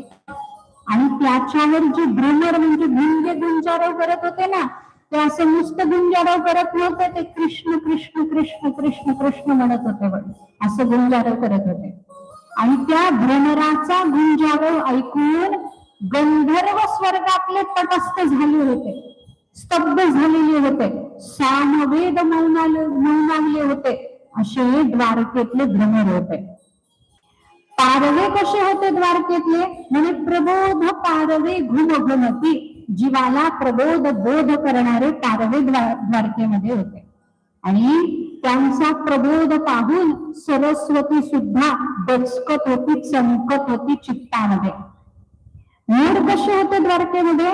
मयूर आनंदे नाचत, मोर आनंदाने नाचत होते. आणि त्यांचं नाचणं बघण्यासाठी स्वर्गातल्या अप्सरा थांबायच्या म्हणे वर अवकाशामध्ये त्यांचे नृत्य बघण्यासाठी. अप्सरा नृत्य तेने तटस्थ, अप्सरा नृत्य तटस्थ व्हायचं. तांडव विसरले उमाकांत, आणि भगवान शंकर काय करायचे? तांडव विसरून जायचे. अति अद्भुत हरिलीला, अशी द्वारकेतली हरिलीला अद्भुत होती. द्वारकेतले हंस असे होते म्हणे की त्यांना बघून परमहंस लाड घटत होते, असे द्वारकेतले हंस होते. शुक पिंगळे ऐसे अनुवादत तेने वेदांत दचकत. द्वारकेतले शुक आणि पिंगळे हे पक्षी एकमेकांमध्ये जे बोलत ना, ते बोलणं ऐकून वेदांत सुद्धा दचकायचा म्हणे. अति गुह्याचा गुह्यार्थ द्वारकेतले पक्षी बोलायचे, अशी भगवंताची अद्भुत द्वारका होती. चिंतामणीची चिंता हरण करणारी द्वारका होती. कल्पतरूची कल्पना दूर करणारी द्वारकापुरी होती. परिसाचं जडत्व दूर करणारी द्वारका होती. भगवंताची सभा कशी आहे? म्हणजे इंद्र सभेला लाजवणारी देवाची आपल्या सभा होती. त्रिविध ताट देवाच्या सभेमध्ये नव्हते. देवाच्या सभेचं नाव काय आहे? सुधर्मा. सुधर्मा नावाची देवाची सभा. देवाचे वार्ताहर कसे होते? पत्रकार म्हणजे वाऱ्यासारखे वार्ताहर होते. बातमी अशी लगेच व्हायरल, लगेच व्हायरल, असे वार्ताहर आहेत देवाचे. बृहस्पती सारखे भगवंताचे सेवक आहेत भगवान श्रीकृष्णाचे. चंद्रासारखे भांडणारी भगवंताच्या द्वारकेमध्ये. ऐकून घ्या वैभव, आपला देव साधा नाही, म्हणून चंद्रासारखे भांडारी आहेत. ऋतुपती द्वारकेमध्ये भगवान श्रीकृष्णाकडे सूर्यानं मशाल धरायची, मशाल हे काम सूर्याकडे दिलेलं होतं. विद्वान वक्ते सगळे पौराणिक भगवान श्रीकृष्णाकडे पुराण सांगायला होते. भगवंताच्या उजवीकडे उग्रसेन, डाव्या बाजूला वसुदेव, बलराम बसलेले, माग सात्वकी, अक्रूर, उद्धव असे सगळे वीर बसलेले. सांदीपनींना पुरोहित नेमलेलं भगवंताने. अनादृष्टी सेनापती होता, असे सगळे भगवंताने योद्धे नेमून ठेवलेले होते. अशी सुधर्मा सभा, दिव्य सुधर्मा सभा. वैकुंठाची या वैभवासी कृष्णे आणले द्वारकेसी, देखता थक पडले द्विजासी. हे द्वारका कैसी वर्णावी? म्हणजे वैकुंठाच्या वैभवाला द्वारकेत भगवंतांनी आणून ठेवलं. ते पाहता पाहता ठक पडलं, म्हणजे असं स्थगित झाले, स्तब्ध झाले सुदेवजी. त्यांना वर्णनच करता येईल ना. आणि असं बघत बघत बघत बघत सुदेवजी द्वारकेच्या त्या दरबारामध्ये सुधर्मा सभेमध्ये प्रवेश करायला लागले. आणि मग त्यांना काय दिसलं बघा, किती गोड वर्णन केलंय. भीम सिंहासनी आदिमूर्ती, बैसला असे सहज स्थिती. सोन्याच्या सिंहासनावर आदिमूर्ती भगवान श्रीकृष्ण सहज स्थितीत बसले होते. एवढं सगळं वैभव असल्यावर माणूस सहज स्थितीमध्ये बसेल का? किती कॉलर टाक असेल त्याची, एवढं सगळं असल्यावर. पण आमचे भगवान तसे नाही. इतकं सगळं असून सुद्धा पराकोटीची विनम्रता त्यांच्याकडे, सहज स्थितीमध्ये बसलेली आहे. आणि असे सगळे बसलेले असताना, एवढे सेनापती, एवढे मंत्री, एवढे योद्धे, एवढं सगळं असताना सुद्धा एक सुदेवजी ब्राह्मण तिथे आलेले हे भगवंतांनी पाहिलं. पाहिल्याबरोबर काय झालं? सिंहासना खालती उडी, सिंहासनाच्या खाली उडी मारली. आता उडी मारायची काय गरज होती? जरा शायनिंग मारत जायचं ना, छान जायचं की नाही? असं राजा कसं चालतो, छान जायचं असं. उडी मारली सिंहासनाच्या खाली, कारण माहित होतं पत्र हातात. उडी मारली, उडी मारत गेले, उडी मारून गेले. आणि गेल्यानंतर नमस्कार केला. कोणी कोणाला? सुदेवानी भगवंताला नाही, भगवंतानी सुदेवाला केला. नमन केलं. नुसतं नमन केलं नाही, हात धरला. ज्या हातात पत्र होतं तोच हात धरला, पुन्हा दुसराही नाही, तो हात धरला.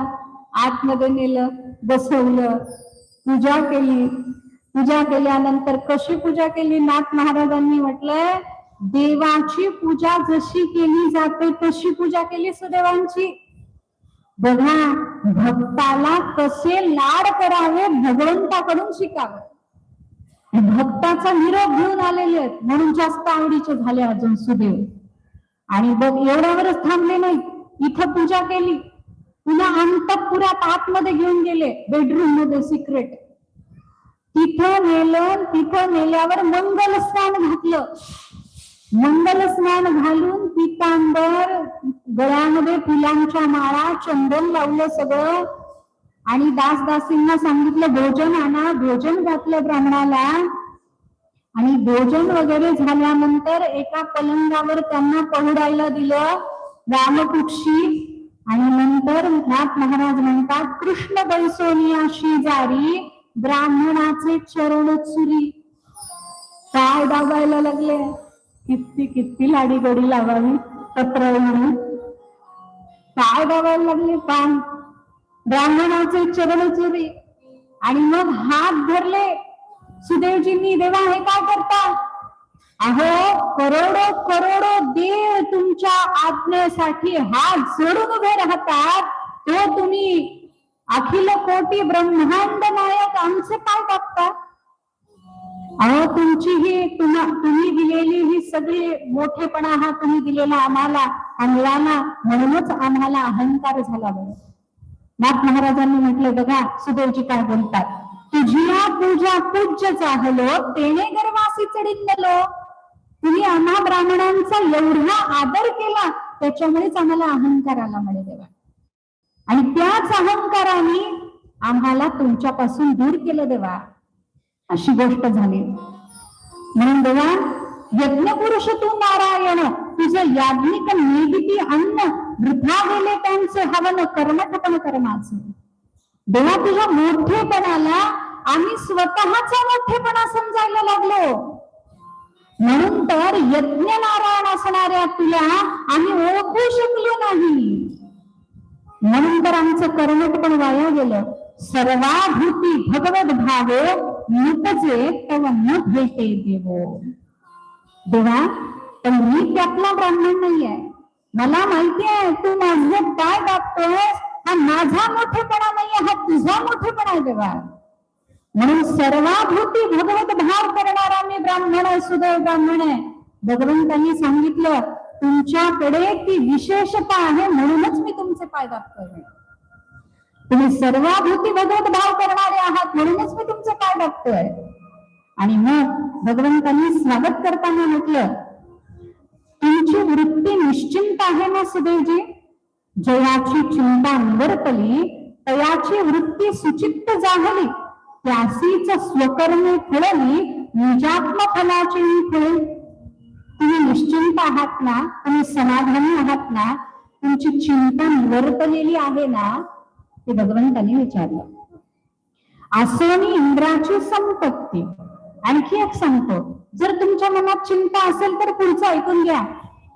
म्हणजे इंद्राची संपत्ती असून ज्याचं मन तृप्त नाही, तो कशानच तृप्त होत नाही. कारण सगळ्या त्रैलोक्याचं जरी राज्य मिळालं तरी माणसाचं पोट कधीच भरत नाही. म्हणून ठेवलेले अनंत पैसेची राहावे, चित्ती असू द्यावे समाधान. समाधानच माणसाला सुखी करू शकत, दुसरे त्याला सुखी करू शकत नाही. अकिंचन असून सुद्धा जे समाधानी असतात, भगवान सांगतात सुदैवांना, ते मला प्रिय आहे. सर्वाभूती भगवत भावो त्यावरी स्वधर्मनिष्ठ भूदेवो, त्याची या पाऊला पाऊली पहावो सर्वांग ओढवी. भगवान म्हणतात, सुदैवजी ऐका म्हणे, जो सर्वाभूती भगवत भाव करणारा ब्राह्मण आहे आणि जो स्वधर्मनिष्ठ आहे, त्याच्या मात्र मी माग माग जातो, त्याच्या निश्चित मी माग माग जातो. ऐसे निष्ठेचे जे ब्राह्मण ते माझं सदा पूज्य जाण, ते मला सदा पूज्य आहेत. आणि एवढं सगळं बोलल्यावर मग आता विषयाला हात घातला. खरं इथंच काय पॉइंट होता, पण ते पटकन आल्यावर कसं बोलायचं ना, द्या पत्र आमचं आमचं म्हणून, तसं म्हणता येत नाही. मग हात घातला, मग विचारलं कसं आहात म्हणे, कसं येणं केलं, फार लांबून आलात, निश्चितच तुमचं काहीतरी विशेष काम असेल, कारण त्या भगवंताला काय वाटलं सुदैवचीच विषय काढतील, पण हे दुसरंच बोलायला लागले, सर्वभूती भगवत भावो अमुक तमुक असं तसं बोलायला लागले. मग भगवंताला वाटलं हे काही विषय काढेनात, आपणच काढावा. भगवंताने विचारलं कुठून आला, कसं येणं केलं, काही विशेष काम. मग सुदैवाने सांगितलं, म्हणे विदर्भ देशीचा राजा भीमक, जैसा वैराग्या माझी विवेक, भागवत धर्मी अतिधार्मिक, शुद्ध सात्विक सत्वाचा. म्हणून विदर्भ देशाचा राजा आहे भीष्मक राजा. भगवान म्हणतात मग काय झालं त्यांचं, नाही म्हणे मग त्यांची एक पत्नी आहे. हा मग काय झालं, मी त्यांचं नाव शुद्धमती आहे. हा असेल म्हणे, नाही राजाचं नाव भीष्मक आहे. हा असेल. मग त्यांना 5 पुत्र आहेत. हा मग पुढे काय सांगा ना म्हणे पुढचं. नाही म्हणे त्यांना 5 पुत्र आहेत, त्यांचं रुक्मग्रज, रुक्मरथ, रुक्मबाहुर, अनंतर हा रुक्मकेशी, रुक्ममाली, रुक्मिणेशान, ससासती, त्यांचा मोठा मुलगा आहे रुक्मी. असू दे म्हणे, त्याच्या पुढचं सांगा. नाही म्हणे मग त्यांचे ते 5 मुलं आहेत, त्यांच्यामध्ये ते असं जरा बोलणं चालू होतं. कसलं बोलणं चालू होतं, लवकर सांगा, 6 वाजायच्या आत सांगा, लवकर सांगा. मग भगवंताला सगळे ते सांगायला लागले, तेव्हा किती उतावळा होतो, सांगणार आहे, सगळं सांगणार आहे. म्हणे विदर्भ देशाचा राजा भीष्मक आहे, त्यांची पत्नी आहे शुद्धवती, त्यांना 5 मुलं आहे. म्हणे मला सगळी हिस्ट्री माहिती आहे, मुद्द्याला हात घाला. म्हणे त्यांची एक कन्या आहे. हा मग काय झालं, आता असे नीट बसले जरा भगवान, उपर्ण विपर्ण नीट केलं जरा, आता जरा आवडीचा विषय आला ना, उपर्ण नीट केलं. आणि म्हणे त्यांची एक कन्या आहे. काय म्हणते ती, भगवंताने विचारलं. आता हाव भाव असे चेहऱ्यावरचे सॉफ्ट झाले, ऐकायचं होतं ना रुक्मिणीचं, सॉफ्ट झाले. आणि विचारलं काय म्हणते, म्हणे काही नाही देवा, हे रुक्मिणी जी आहे ती तुम्हाला पसंत करते. भगवान म्हणाले असं, मग काय म्हणते अजून, म्हणे काही नाही देवा, ती असं म्हणते की तुमच्याशिवाय दुसऱ्या कोणाला वरणार नाही. असं, बर मग पुढे काय करायचं आता, म्हणे काही नाही, मग तिनं तुम्हाला तुमच्यासाठी निरोप दिलाय की तुम्ही तिला न्यायला या. म्हणे येतो. मग काही गिफ्ट वगैरे दिलं तिनं, भगवंतांनी विचारलं. म्हणे सुदैवचे सांगायला लागले, देवा असं रुक्मीचं म्हणजे तिच्या भावाचं म्हणणं असं आहे, तिचा मोठा भाऊ रुक्मी असं म्हणतो की ती शिशुपाळाला द्यायची, मात्र तिनं सर्वांग समर्पण तुम्हाला केलेलं आहे. अहम वाचा चित्तांग देवोनिया शरणरीग महोदतिका गांग दिगाले जैसे, तुम्हाला सर्व समर्पण तिने केलेलं आहे. भगवान म्हणाले ठीक आहे, मग पुढं. नाही म्हणे देवा, मग तिला न्यायला या तुम्ही. म्हणे येतो. मग पुढं मग सांगितलं सुदैवाने, कळतंय देवा मला, तेच द्यायला मी आलेलो आहे. मला माहितीये तू अंतर्यामी आहे, तुला समजलंय, मला माहिती आहे. आणि मग झोळीतून सुदैवाने जेव्हा पत्र काढायला सुरुवात केली, वैकुंठीचा राणा असा व्याकुळ झाला पत्र वाचायला, काय विचारता. आणि मग ते पत्र सुदैवाने असं काढल्या बरोबर भगवंतानी ते पत्र असं पटकन काढून घेतलं. आणि मग सुदैवाने सांगितलं, देवा तुम्हालाच देणार होतं, मी वाचणारच नव्हतं, तुम्हालाच देण्यासाठी आणलं होतं. नाही म्हणे नुसतं बघतो परत तुम्हालाच देतो. मग ते असं पत्र, कारण तिनं लिहिले ना, तिचं अक्षर आहे त्याच्यावर. मग ते पत्र घेतलं, असं उघडल्यानंतर त्याच्यावरून हात फिरवला असा. का, कारण तिचा भाव, तिचं प्रेम, तिची भक्ती, तिची हृदयाची तळमळ, तिच्या वेदना, सगळं काही तिनं त्या पत्रामध्ये मांडलेलं आहे. आणि त्याच्यावर भगवंतांनी असा हात फिरवला आणि ते सुदैवजींकडे दिलं आणि सांगितलं तुम्हीच वाचा ते पत्र, तुम्हीच वाचा. म्हटल्यावर सुदैवाने ते पत्र हातामध्ये घेतलं. म्हणे तेव्हा मी वाचलं तर चालेल. म्हणे रुक्मिणीचं पत्र सद्गुरूनच वाचलं पाहिजे. जगाला कळलं पाहिजे की ती पत्रामध्ये लिहिते काय, हे वाचलं पाहिजे. म्हणून जगाला कळलं पाहिजे, तुम्हीच वाचा म्हणे. आणि मग ते पत्र वाचण्यासाठी सुदैवजी तयार झाले. आता सुदैवजी आपल्या शिष्याचं पत्र वाचत नाहीये, आता सुदैवजी एका श्रेष्ठ हरिभक्ताचं पत्र वाचून दाखवतात भगवंताकडे. म्हणून रुक्मिणीच्या पत्राकडे बघताना केवळ प्रेमपत्र ही भावना असू नये, त्या पत्राकडे बघताना श्रेष्ठ भक्ताचं मांडलेलं एक हृदय, म्हणूनच त्या पत्राकडे बघितलं पाहिजे. आणि रुक्मिणीनं त्या पत्रामध्ये पहिला श्लोक लिहिला. रुक्मिणी बोलायला लागली, श्रुत्वा गुणान् भुवन सुंदर श्रुणवतान्ते निर्विश्य कर्ण विवरैर् हरतोऽङ्गतापम् रूपं दृशां दृश्यमतामखिलार्थलाभम् त्वय्यच्युतां विशति चित्तमपत्रतम्. श्रुत्वा गुणान्, देवा जेव्हापासून मी तुमचे गुण ऐकले, हे भुवन सुंदरा, त्रिभुवनामध्ये तुझ्यासारखं सुंदर दुसरं कोणी नाही. म्हणून हे भुवन सुंदरा, जेव्हापासून मी तुझे गुण ऐकले तेव्हापासून माझं चित्त सर्व लज्जा संकोच सोडून तुझ्यावर आसक्त झालं आणि माझं चित्त पत्र मी तुला समर्पित केलं. नाथांनी वर्णन केलं, ओम नमोजी यदुवीरा, तू निर्विकार नोवरा, मज न्यावे निज मंदिरा, क्रोधाधिक असुराध मुनी. याच्यामध्ये बघा कसा अध्यात्म भरलेला आहे. म्हणून मी सांगितलं सगळ्या रुक्मिणी स्वयंवरामध्ये मुकुटमणी म्हणजे नाथांचं रुक्मिणी स्वयंवर आहे, कारण त्याला अध्यात्माची झालर आहे. रुक्मिणी म्हणते तू साधा नवरा नाहीयेस, निर्विकार नवरा आहेस. बाकीचे सगळे नवरे विकारी नवरे, विकारी, कारण त्यांच्यामध्ये स्त्रीविषयी आसक्ती आहे, पण तू अनासक्त नवरा आहेस, अनासक्त निर्विकार नवरा आहेस. आणि तू मला घेऊन जा, कुठं घेऊन जा, निज मंदिरा, तुझ्या अंतःकरणामध्ये मला तू घेऊन जा. आणि कसं घेऊन जा, बाकीच्या सगळ्यांना दमून दंड करून मला घेऊन जा. बाकीचे सगळे कोण आहेत, क्रोधाधिक असुरा दमुनी, हे जे शिशुपाल, दंतवक्त्र, पौंड्र, जरासंध, हे सगळे कोण आहेत, हे सगळे विकार आहेत, विकार. या विकारांना दंड दे, यांना शिक्षा दे आणि मग मला तू घेऊन जा. ऐका भीमकीची विपत्ती, पत्रिका लिहिली चौथे भक्ती, चौथ्या भक्तीच्या दृष्टीनं रुक्मिणीनं पत्रिका लिहिली. आता भक्ती पण चौथी असते का? असते, चौथी भक्ती असते. कशी असते? भगवंतांनी भक्तीचे 4 प्रकार सांगितले गीतेमध्ये.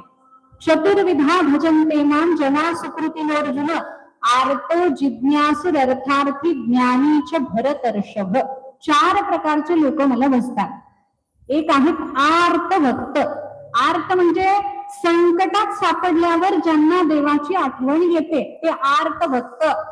आपण संकटामध्ये सापडलो की जे देवाला पाण्यात ठेवतात ते आर्त भक्त. संकट आपल्यावर आणि देव पाण्यात. आपण संकटामध्ये म्हटल्यावर आपण पाण्यात जाऊन बसावं, देवाला कशाला पाण्यात ठेवायचं, आपण बसायचं पाण्यामध्ये जाऊन. म्हणजे देवाला पाण्यामध्ये ठेवतात ते आर्त भक्त. नंतर आहे जिज्ञासू. जिज्ञासू म्हणजे देव काय आहे जाणण्यासाठी जे देवाला भजतात. देव काय असतो, देव कसा असतो, देव कोणाला म्हणायचं हे पाहण्यासाठी जे देवाचं भजन करतात ते जिज्ञासू. जे काही पुढच्या भक्ताचं लक्षण सांगितलं, 3रा प्रकारचा भक्त सांगितला अर्थार्थी. अर्थार्थी म्हणजे काय? देवापासून ज्यांना लक्ष्मी पाहिजे असते. देव नको असतो, देवाकडून काहीतरी पाहिजे असते. ते देवाच्या दर्शनाला जातील, देवाची पूजा करतील, पण देवाला सगळं काही देवाला सोडून मागतील. म्हणजे देव नाही मागणार, देवाला सोडून सगळं काही मागतील. म्हणून मी नेहमी सांगते, छोटे भिकारी देवळाच्या बाहेर भीक मागतात आणि मोठे भिकारी देवळासमोर देवासमोर भीक मागतात. देवा हे दे, देवा ते दे. हे मोठे भिकारी, क्वालिटेड भिकारी. क्वालिफिकेशन त्यांचं मोठं असतं, एज्युकेशन मोठं. देवाकडून काहीतरी धन वगैरे, ज्ञान, संपत्ती हे मागतात ते अर्थार्थी. आणि चौथे भक्त असतात ज्ञानी, जे देवाकडून काही मागत नाही. ज्ञानी भक्त कोण आहेत? तुकोबदार आहेत, ज्ञानोबदारांसारखे भक्त. तुकाराम महाराजांना नजराणा द्यायला शिवाजी महाराज आले. आल्यानंतर त्यांनी ते नजराणा सगळा दिला. आधी पाठवलं सगळ्या सैनिकांना छत्रपती शिवाजी महाराजांनी. आणि पाठवल्यानंतर ते तुकाराम महाराज घरी होते, आई साहेब होत्या आणि मुलं होती. ते सैनिक आल्यानंतर त्यांनी सांगितलं, आहेत का, विचारलं, आहेत का तुकाराम महाराज? आई साहेबांनी त्यांच्याकडे बघितलं, म्हणे चांगल्या घरातले दिसतात, कुठून दुर्बुद्धी सुचली तुम्हाला आमच्या यांना विचारायची? त्यांच्या नादाला लागू नका, ते स्वतः विठ्ठल विठ्ठल करतात, तुम्हालाही नादाला लावतील, तुमचंही घरादाराकडे लक्ष राहणार नाही, जावा बाबांनो, सुखी राहा. ते म्हणाले, नाही नाही, आम्हाला छत्रपती शिवाजी महाराजांनी पाठवलंय आणि आम्ही ते नजराणा घेऊन आलोय. नजराणा नजराणा म्हटल्यावर आई साहेबांना आनंद झाला. मग ठेवा म्हणे सगळा. ठेवा म्हणला, ठेवला. आणि मग सांगितलं मुलीला, जा म्हणे गुळ पाणी दे त्यांना. आणि मग ती मुलगी म्हणायला लागली, आई आपल्याकडे गुळ नसतं म्हणे, कुठलं देऊ? आई साहेब म्हणतात, आत्ताच संपलाय म्हणे गुळ. नव्हताच, आत्ताच संपलाय म्हणे गुळ. मग त्यांनी सांगितलं, आम्हाला गुळ पाणी नकोय, काही नकोय, फक्त हा नजराणा ठेवून द्या. आता ते दागिने सगळं घालून लगेच घालायला सुरुवात केली आई साहेबांनी. मुलांना घातले, स्वतः घालून बघितले आणि सगळे दागिने घालून झाल्यावर तिकडून आवाज आला, श्री विठ्ठल, श्री विठ्ठल, श्री विठ्ठल. आले. आल्याबरोबर बघितलं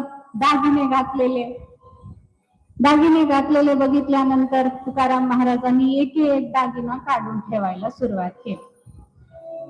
त्यांनी आई साहेबांनी सांगितलं, हे का काढताय? स्वतः तर कधी आणून दिलं नाही, माझ्या मंगळाईच्या कृपेने मिळालं ते सुद्धा काढून ठेवताय म्हणे. तुमच्या पांडुरंगाने काळ्याने तर कधी काही दिलं नाही, नुसतं बुक्का लावणं म्हणे, त्यांनी तर करा. तेव्हा तुकाराम महाराजांनी सांगितलं, हे मी तुला घालू देणार नाही, कारण हे विष वैभव सकळ तुका मानित विटाळ. अगं विटाळासारखं आहे म्हणे हे वैभव, विष हे मी तुला घेऊ देणार नाही. ती म्हणाली, असू दे, विष असलं तर आम्ही शंकर बाप आहेत, आम्हाला काही होत नाही.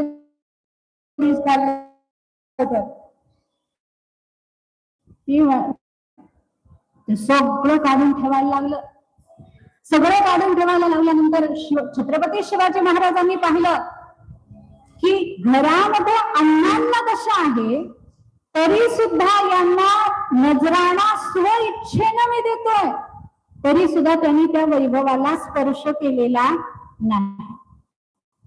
आणि छत्रपती शिवाजी महाराजांना इतका आदर निर्माण झाला तुकोबरायांबद्दल.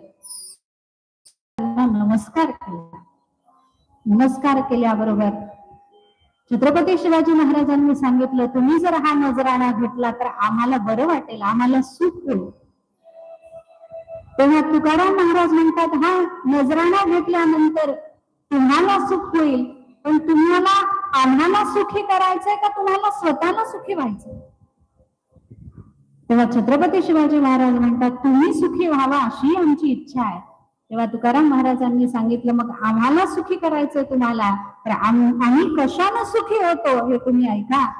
आम्ही तेणे सुखे म्हणा विठ्ठल विठ्ठल मुखे, कंठी मिरवा तुळशी व्रत करा एकादशी. आम्हाला सुखी करायचंय ना तुम्हाला, तुम्ही विठ्ठल विठ्ठल म्हणा, आम्ही सुखी हो. तुम्ही तुळशीची माळ घाला, आम्ही सुखी हो. तुम्ही एकादशीचं व्रत करा, आम्ही सुखी हो. आम्हाला दुसरं काही नको. म्हणून वैभव सकळ तुका मानित विटाळ, हे कशाचं लक्षण आहे? हे ज्ञानी भक्ताचं लक्षण आहे, लक्षात घ्या. आर्तो जिज्ञासुर अर्थार्थी ज्ञानीचे भरतर्षभ, म्हणजे चौथी भक्तीच्या दृष्टीनं पत्र लिहिलं रुक्मिणी मातेनं. चौथा भक्त कोणता असतो? चौथा भक्त हा ज्ञानी भक्त असतो. किंवा नवविधा भक्तीच्या दृष्टीनं चौथा भक्त जर घ्यायचा झाला, श्रवणम, कीर्तनम, विष्णू स्मरणम, पाद सेवनम. पादसेवनम म्हणजे सेवा करणं देवाचं. आणि महालक्ष्मीचा अवतार रुक्मिणी माता आहे. आणि पादसेवन या भक्तीची आचार्य सगळं तुझा अंश आहे. तुझं रूप सुंदर आहे, बरं तू नुसता दिसायला सुंदर आहे असं नाही, तुझी कीर्ती सुद्धा सुंदर आहे. कशी आहे तुझी कीर्ती? तुझी सुधाकर कीर्ती. श्रवण श्रवणा प्रकाशती. ती कीर्ती ऐकल्यानंतर आनंद होतो. श्रवणाला, कानाला, डोळ्याला सगळ्यांना आनंद होतो. त्रिविध ताप अस्तपावती. हरतोंग तापम. सगळे ताप नष्ट होतात. जीवी गभस्ती खत्य होतं. ज्याप्रमाणे सूर्योदय झाल्यानंतर काजवे सगळे त्याचं तेज मावळून जातं, तसे सगळे ताप अस्त पावतात. त्यानंतर सांगितलं देवा, आयुष्याची स्वरूप प्राप्ती. तुझी जर स्वरूप प्राप्ती झाली तर काय होईल? चारी मुक्ती दासी होती. चारी मुक्ती दासी होती म्हणे. सकळ स्वार्थ पाया लागती. सगळे स्वार्थ पायाला लागतील. ज्या देखती त्या निज लाभ. तुझी प्राप्ती झाल्यानंतर निज लाभ प्राप्त होईल. म्हणून रुक्मिणी माता म्हणते, हे देवा, मी तुला समर्पित झालेली आहे. श्रुत्वा गुणा. तुझे गुण मी ऐकले. कुठून ऐकले देवा? कीर्तिनामा नावाचा एक ब्राह्मण आला आणि मी त्याला ब्राह्मण म्हणत नाही, तो माझ्या दृष्टीने हा सद्गुरूच होता. कारण त्यानेच मला दिशा दाखवली. महाभारतामध्ये एक कथा आहे, लक्षात घ्या.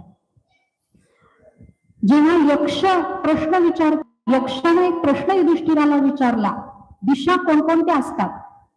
तेव्हा आपण उत्तर दिलं असतं, पूर्व, पश्चिम, उत्तर, दक्षिण. ते संतच असतात. दुसरी दिशा दाखवणारे कोणी नाही. भरकटणारे बरेच असतात, भरकटून टाकणारे, दिशाहीन करणारे, दिशा भ्रम करणारे खूप जण असतात, पण दिशा दर्शवणारे फक्त संत असतात. म्हणून रुक्मिणी माता म्हणते, कीर्ती नामाने मला दिशा दाखवली आणि म्हणून मी तिथं तुझ्या गुणांचं वर्णन ऐकलं आणि ते गुणवर्णन ऐकून मी तुझ्यावर आसक्त झाले. आणखी काय झालं? आणखी बरंच काही झालंय देवा, पण ते तुला उद्या वसंत पंचमीच्या दिवशी ऐकायला मिळणार आहे देवा. आणि उद्या लग्नाच्या साठी तुला यावं लागणार आहे. एका रात्री परत सिद्ध झाला, उद्याच होणार आहे. मूळ माधव क्षेत्रात लग्नही उद्याच होणार आहे, लक्षात घ्या. म्हणून जरी उद्या विवाहाचा दिवस असला तरी इथून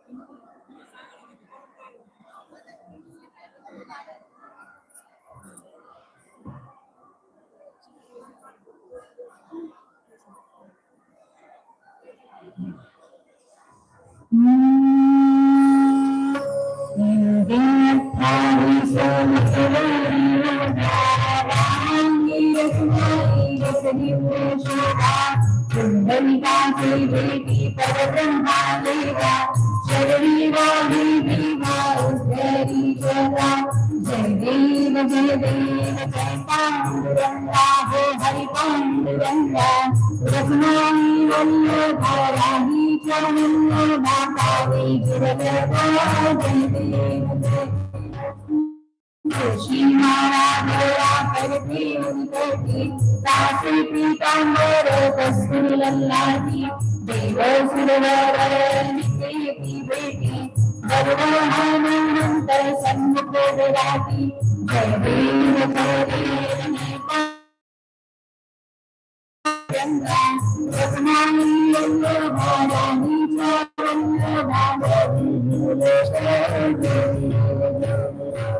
शनि कार्तिकी भक्त जनियेती वो साधु जनियेती चंद्र भागी मुक्ति स्थानी करती दर्शन वीरामाती कल्याण मुक्ति कृष्ण श्री राम देव भादेव आरती जय देव जय पांडुरंगा हो हरि पांडुरंगा रत्नाई वल्लभा राही वल्लभा पावी विजय राम जय देव जय श्री कृष्ण कथा सुजनावली बालकनी जननी चिंत हरि कवि करुण गुण श्रवणी ब्राह्मण सज्जन कीर्तन करिती जय कोडी रामातु बहुवेशी सुवर्ण रत्नानी जय जय भीम कथनी देवी जगन्नाथे श्री हरि कांते रुक्मिणी रक्षण करिनाची जय देव जय देव पाहुनी प्रेम हरीचा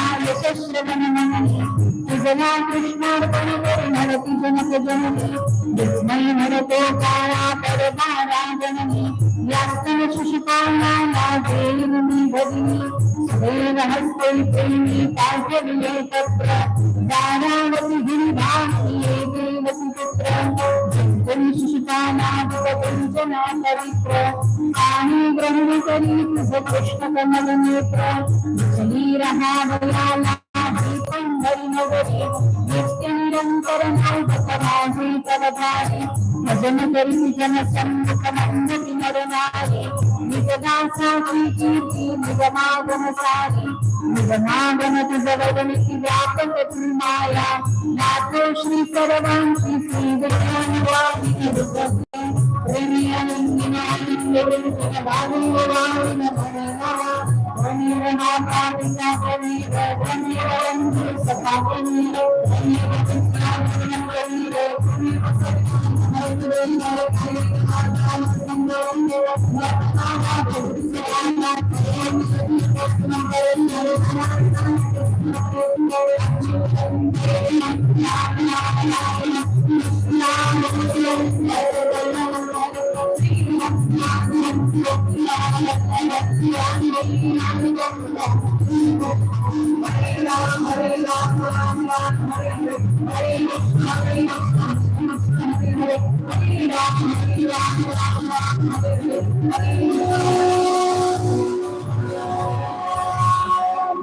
गोपाल कृष्ण भगवान की जय रुक्मिणी माता की जय।